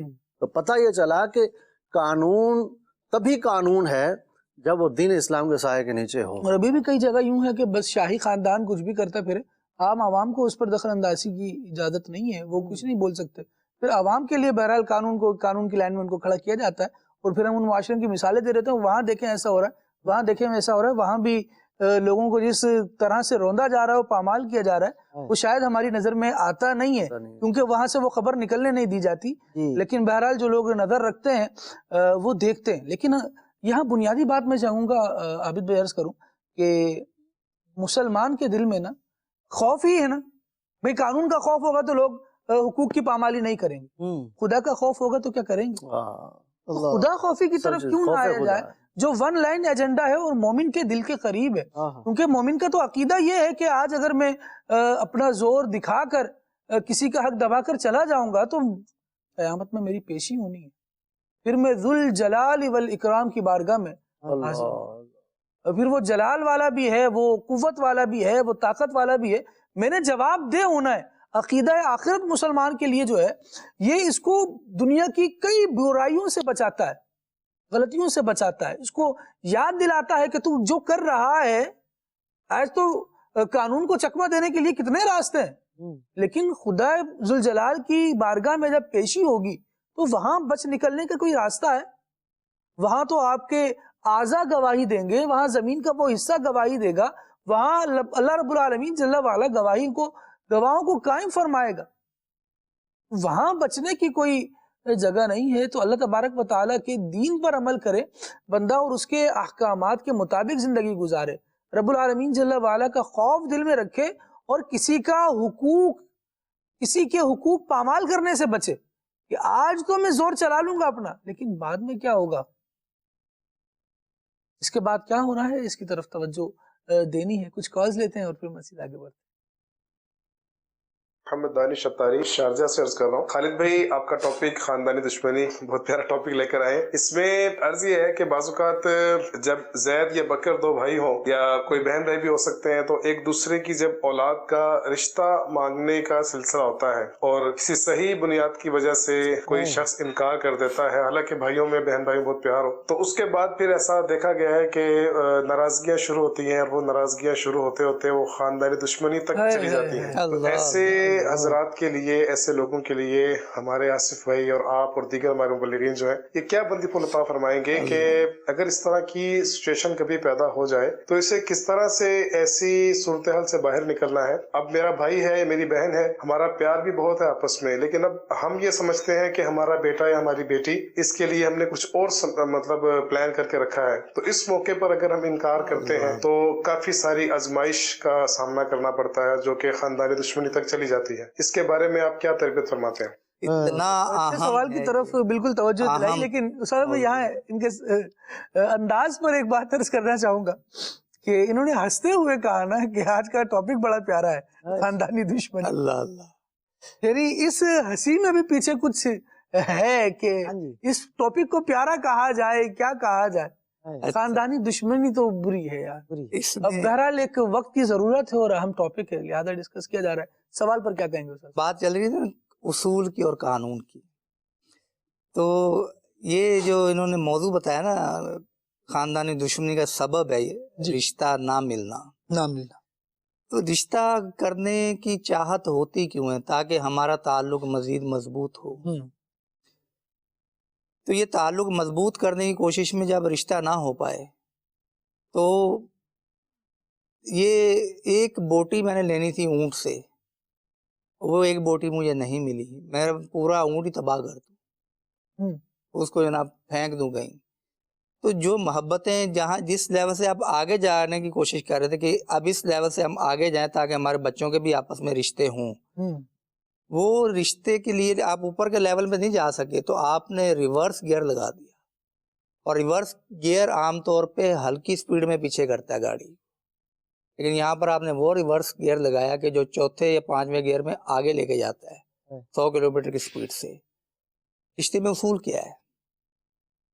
ہم نے سوچا کہ ان کا رشتہ ہو جانا چاہیے، صحیح، تو رشتہ مانگنے والا مانگے گا، صحیح، اور جس نے دینا ہے وہ ہاں یا نہ کرے گا۔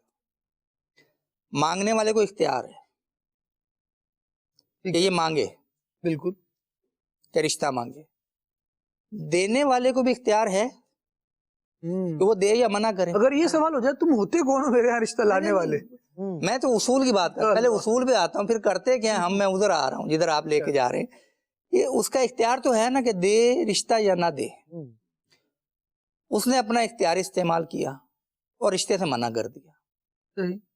جو آپ کا اختیار تھا اس کو تو آپ نے استعمال کر لیا، جب اس نے اپنا اختیار استعمال کیا تو اب آپ ناراض ہو گئے، اور پھر وہی باتیں کہ تم کون ہوتے ہو رشتے سے منع کرنے والے، تم کسی اور سے رشتہ جوڑنا چاہتے ہو، یہ ہو کیسے سکتا ہے کہ میں نے ماں و دولت نے رشتہ مانگا اور تم نے منع کر دیا۔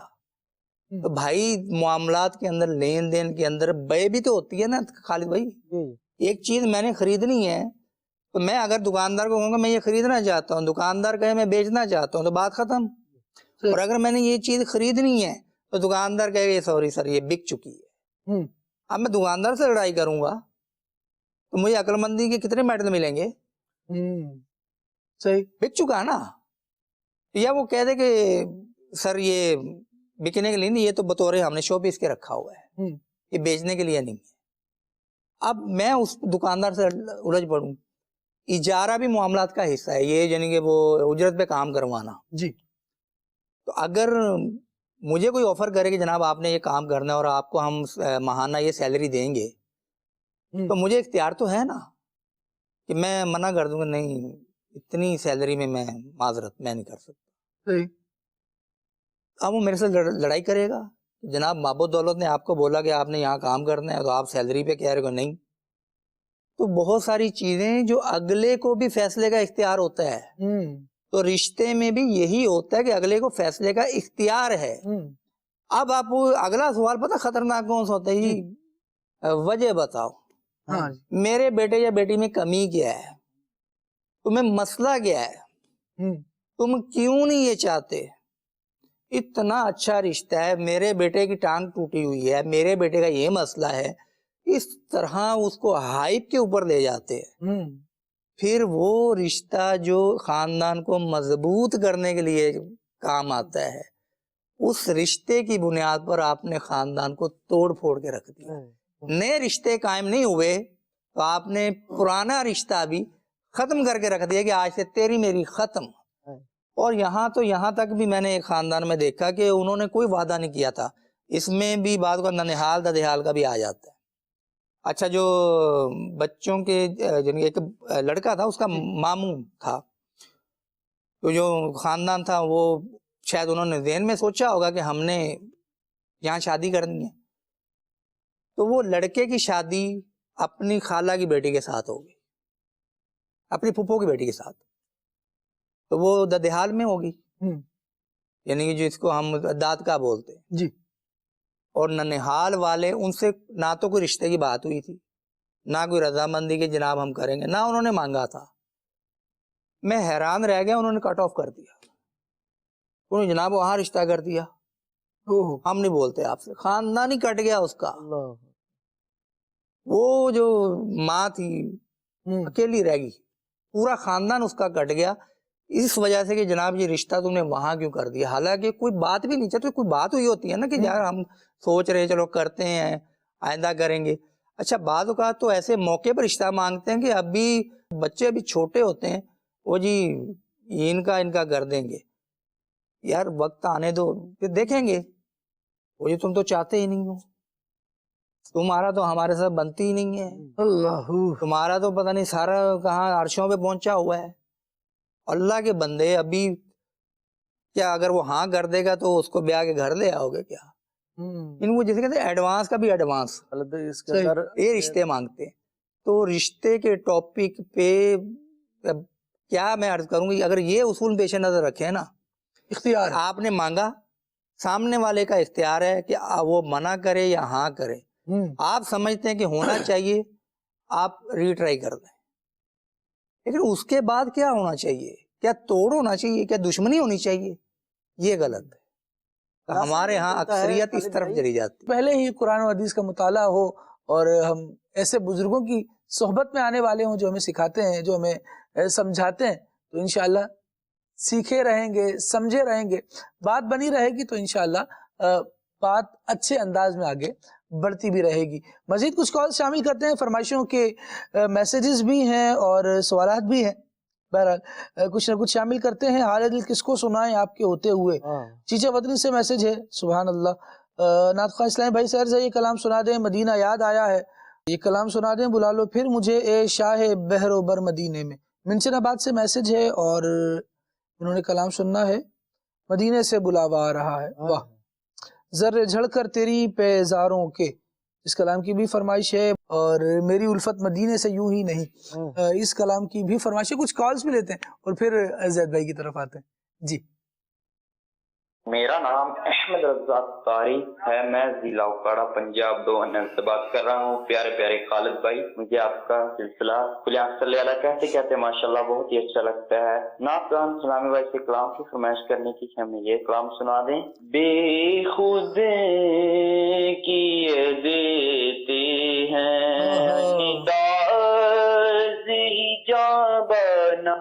ماشاءاللہ ماشاءاللہ، اللہ آپ کو برکت دے.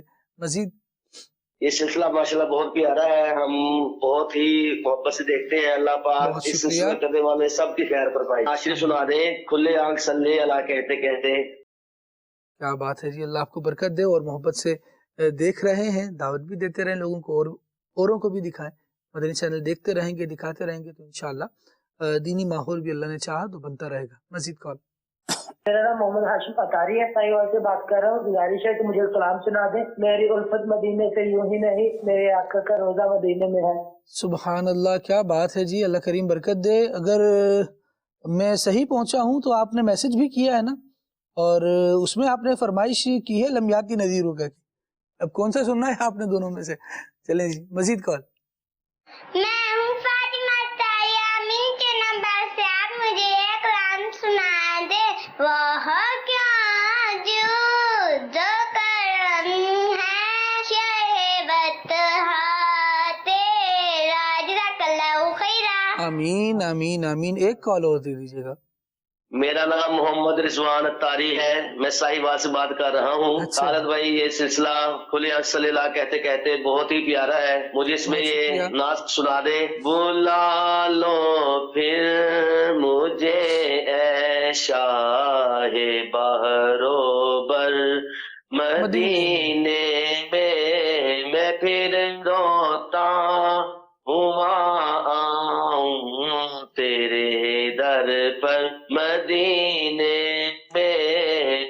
ماشاءاللہ ماشاءاللہ، جزاک اللہ. زید نیاز بھائی کی طرف ہے انشاءاللہ. زید نیاز بھائی فرمائش آپ کی پوری کرتے ہیں. صلی اللہ علی محمد صلی اللہ علیہ وآلہ وسلم. لمیاتی نذیروں کا فی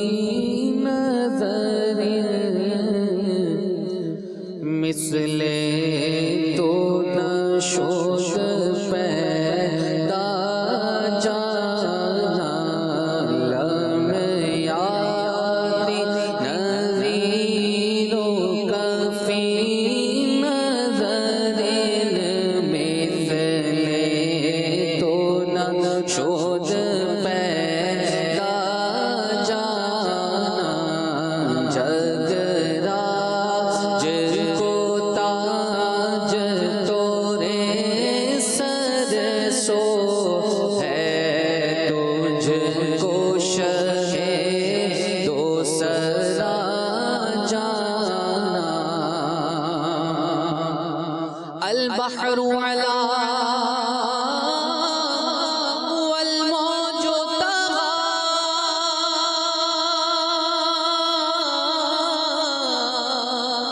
من بے کس و طوفان ہوش روبا من بے کس و طوفان ہوش روبا منجدار میں ہو بگڑی ہے ہوا منجدار میں ہو بگڑی ہے ہوا موری نیا پار لگا جانا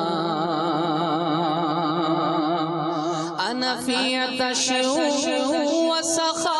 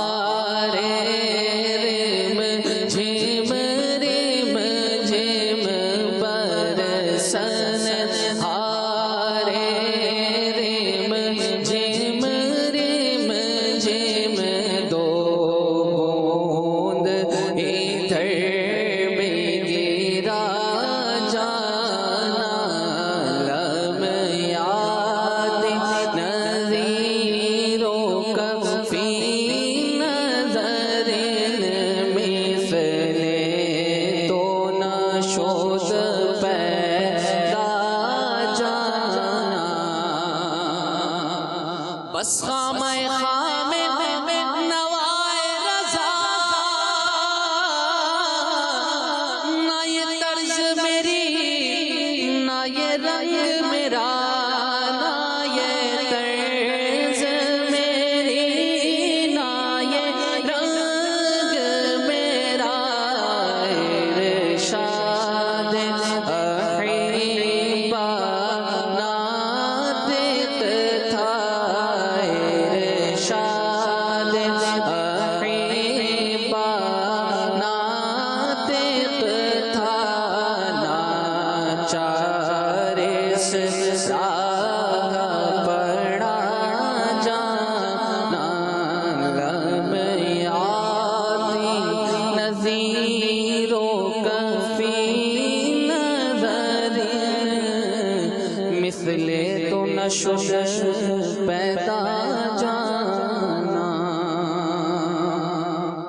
بے خود کیے دیتے ہیں انداز حجابانا بے خود کیے دیتے ہیں انداز حجابانا دل میں تجھے رکھ لوں دل میں تجھے رکھ لوں اے جلوائے جانا نہ جانا نہ دل میں تجھے رکھ لوں اتنا تو کرم کرنا اے چشم کریمانہ اتنا تو کرم کرنا اے چشم کریمانہ جب جان لبوں پر ہو میرے آقا جب جان لبوں پر ہو تم ساتھ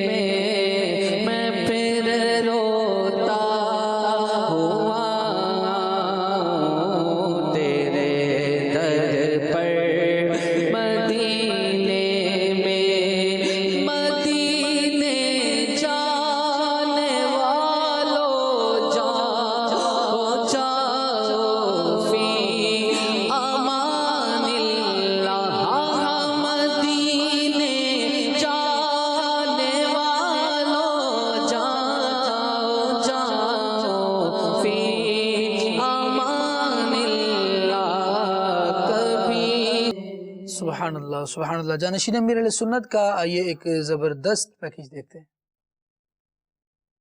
تورات شریف میں امت محمدیہ کے فضائل سنتے ہیں. حضرت سیدنا موسیٰ علیہ السلام نے عرض کی، اے میرے مولا، میں نے تورات میں ایک ایسی امت کا ذکر پایا ہے جو سب امتوں سے بہتر ہوگی، لوگوں کو بھلائی کا حکم دے گی اور برائی سے منع کرے گی.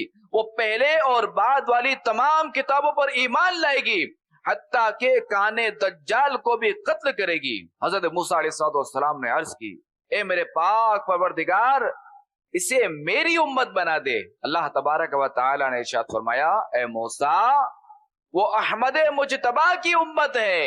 حضرت سیدنا موسیٰ علیہ السلام نے عرض کی، اے میرے پروردگار، میں نے ایک ایسی امت کا ذکر پایا جس کے لوگ اللہ پاک کی بہت حمد کریں گے، سورج کا خیال رکھیں گے، یعنی نماز اور روزوں کی وجہ سے ہمیشہ سورج کے طلوع و غروب کا حساب رکھیں گے. چونکہ نمازیں، اسلامی نمازیں، افطار اور سحری تو سورج سے ہیں، مگر خود روزے، عیدیں اور حج وغیرہ یہ چاند سے ہیں. تو اس لیے مسلمان دونوں کا حساب رکھتے ہیں اور کوئی قوم یہ دونوں کام نہیں کرتی، اور منصب حکومت و امامت پر فائز ہوں گے. جب کسی کام کا ارادہ کریں گے تو کہیں گے انشاءاللہ ہم اس کام کو کریں گے.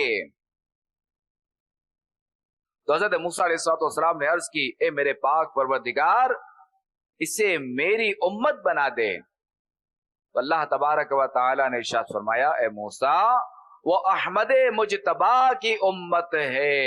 حضرت سیدنا موسیٰ علیہ السلام نے عرض کی، اے رب کریم، میں نے تورات میں ایسی امت کا ذکر پایا جن کی دعائیں قبول ہوں گی اور ان کے حق میں دعائیں قبول کی جائیں گی، ان کی سفارش قبول ہوگی اور ان کے حق میں سفارش قبول کی جائے گی. یہ کہہ کر حضرت موسیٰ علیہ السلام نے عرض کی، الہی تو انہیں میری امت بنا دے. اللہ تبارک و تعالی نے ارشاد فرمایا، اے موسیٰ، وہ احمد مجتبی محمد مصطفیٰ کی امت ہے. حضرت سیدنا موسیٰ علیہ السلام نے عرض کی، اے رب کریم، میں نے تورات میں ایسی امت کا ذکر پایا ہے جو بلندی پر چڑھیں گے تو تیری کبریائی بیان کریں گے، یعنی اللہ اکبر اللہ اکبر، اور جب کسی وادی میں اتریں تو اے کریم تیری حمد و ثنا بیان کریں گے، یعنی سبحان اللہ سبحان اللہ. ان کے لیے پوری زمین پاک ہوگی اور وہ جہاں بھی ہوں ساری زمین ان کے لیے نماز کے قابل ہوگی، اور وہ ناپاکی سے پاکی حاصل کریں گے. جہاں پانی نہ پائیں گے وہاں مٹی سے پاکی حاصل کرنا ان کے لیے ایسا ہوگا جیسے پانی سے، اور بروز قیامت وضو کے اثر سے ان کے اعضائے وضو چمکتے ہوں گے. یہ کہہ کر حضرت موسیٰ علیہ السلام نے عرض کی، اے میرے پروردگار عز و جل، تو انہیں میری امت بنا دے. تو اللہ تبارک و تعالی نے ارشاد فرمایا، اے موسیٰ، وہ احمد مجتبی محمد مصطفیٰ کی امت ہے. حضرت موسیٰ علیہ السلام نے عرض کی، اے رب کریم، میں نے تورات میں ایسی امت کا ذکر پایا ہے کہ جب وہ کوئی نیک کام کرنے کا ارادہ کریں گے تو ان کے لیے ایک نیکی لکھ دی جائے گی. یعنی جب وہ نیک کام کرنے کا ارادہ کریں گے تو ان کے لیے ایک نیکی لکھ دی جائے گی، اور جب نیکی کر لیں گے تو ان کی نیکی کو 10 سے 700 گنا تک بڑھا دیا جائے گا. 10 گنا سے 700 گنا تک بڑھا دیا جائے گا. اور اگر کسی گناہ کا ارادہ کریں گے تو ان کے لیے کچھ نہیں لکھا جائے گا، اور اگر گناہ کر بیٹھیں گے تو اب ان کے لیے صرف وہی گناہ لکھا جائے گا. یہ کہہ کر حضرت موسیٰ علیہ السلام نے عرض کی، اے میرے پروردگار عز و جل، تو انہیں میری امت بنا دے. تو اللہ تبارک و تعالی نے ارشاد فرمایا، اے موسیٰ، وہ احمد مجتبی محمد مصطفیٰ کی امت ہے. صلو علی الحبیب صلی اللہ تعالی علی محمد صلی اللہ علیہ وآلہ وسلم. تو پیارے اسلامی بھائیوں، مدنی چینل کے ناظرین، یہ امت یعنی ہم اور آپ وہ افراد ہیں کہ پچھلی کتابوں میں جن کے قصیدے ہیں، ہمیں اپنی زندگیاں پھر گھریلو جھگڑوں میں یا خاندانی دشمنیوں میں برباد نہیں کرنی چاہیے. اللہ رب العالمین جل وعلا کی پیارے محبوب صلی اللہ تعالیٰ علیہ وآلہ وسلم نے جو چیزیں ہمیں سکھائی ہیں ان میں سے ایک یہ ہے، حضرت سیدنا ابو ہریرہ رضی اللہ تعالیٰ عنہ سے روایت ہے کہ رسول اللہ صلی اللہ تعالیٰ علیہ وآلہ وسلم نے ارشاد فرمایا کہ تم لوگ اپنے نسب ناموں کو جان لو. تاکہ اس کی وجہ سے تم اپنے رشتہ داروں کے ساتھ نیک سلوک کرو. فرمایا یقین جانو کہ رشتہ داروں کے ساتھ نیک سلوک کرنا یہ گھر والوں میں محبت اور مال میں زیادتی اور عمر درازی کا ایک سبب ہے. رشتہ داروں کے ساتھ اچھا سلوک کرنا، محبت سے ملنا. رسول نذیر سراج منیر محبوب رب قدیر صلی اللہ تعالی علیہ وآلہ وسلم کا فرمان علی شان، ہر پیر اور جمعرات کے دن لوگوں کے اعمال پیش کیے جاتے ہیں، پھر بغض اور کینہ رکھنے والے دو بھائیوں کے علاوہ ہر مومن کو بخش دیا جاتا ہے. اگر ہمارے دل میں کینہ ہے، بغض ہے، تو پھر دیکھیں ہماری بخشش کہیں معلق نہ رہتی ہے. معاف کریں ایک دوسرے کو. اور فرمایا حضور جان عالم صلی اللہ تعالی علیہ وآلہ وسلم نے کہ اور ہر مومن کو ان کے علاوہ، جو بغض اور کینہ رکھنے والے ہیں، ان کے علاوہ ہر مومن کو بخش دیا جاتا ہے. اور کہا جاتا ہے کہ ان دونوں کو چھوڑ دو یہاں تک کہ یہ اس بغض سے واپس لوٹیں، یہ اپنے دلوں سے ختم کریں. بغض اور کینے کو ختم کرنے کا ایک طریقہ یہ بھی ہے اسا صاحب کہ محبتوں میں شریک کیا جائے، خوشیوں میں شریک کیا جائے، اور غموں میں شریک ہوا جائے. کیا کہیے گا اختتامی وقت؟ بالکل یہ کہ ظاہر ہے کہ جو اپنا جسے کہا جاتا ہے نا، تو جب ہمیں خوشی ہو تو ہم اس کو بھی شریک کریں، اور اس کا اپناپن یہ ہے کہ جب ہمیں غم ہو تو وہ ہمارے غم میں شریک ہو. واہ واہ واہ.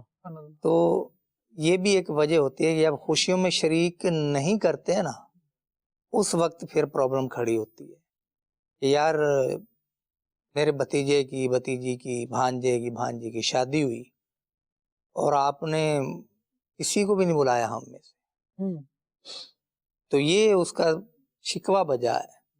لیکن اگر اس کے پاس کوئی وجہ ہے تو بیان کر دے کہ یہ وجہ تھی، اور وجہ بھی سالڈ ہو. ابھی آپ کو دعوت دینے کی کیا ضرورت ہے؟ چلو ٹائم پھر مجھے اخبار میں مل جاتا کہ کس ٹائم بارات ہے، کس ٹائم جناب رخصتی ہے، تو کم از کم اتنا تو بتا دیتے کہ اس دن اور اس ٹائم جناب پروگرام ہے تو آپ نے آنا ہے. یہ اطلاع تو دے دے کم از کم، دعوت تو. لیکن اس میں بھی بعض اوقات پھر وہ تھوڑا سا نا رانگ نمبر لگاتے ہیں کہ اگر اب فی زمانہ جو شادی ہے نا، اب 10 سال سے پیچھے چلے جائیں تو پورے کا پورا وہ نا ٹبر جیسے خاندان فیملی کہتے تھے. اب خالہ آئی ہے تو خالو بھی ساتھ ہیں جناب، وہ خالہ زاد بہن بھائی سب پورا فیملی اس کی آئی ہوئی ہے. ادھر سے جناب اگر 5 خالہ ہیں تو 5 خالہوں کی جناب فیملی آئی ہوئی ہے، تو 2 پھپھو ہیں تو ان کی بھی آئی ہوئی ہے. پورا جناب وہ محلے تک کی وہ 4 پہیاں بستر اور جناب بیٹھ کے سب بک ہو جاتی تھی. اس وقت دور بھی سستا تھا. اب یہ ٹرینڈ آ گیا کہ آپ کی فیملی میں سے آپ 2 آ جائیں، 3 آ جائیں، اس طرح کچھ کٹوتیاں ہوئی ہیں. لیکن اب یہ ناراض ہونا کہ یار ہم میں صرف ایک آدمی کو بلایا، صرف 2 کو، وہ جی ہماری یہ ویلیو رہ گئی ہے.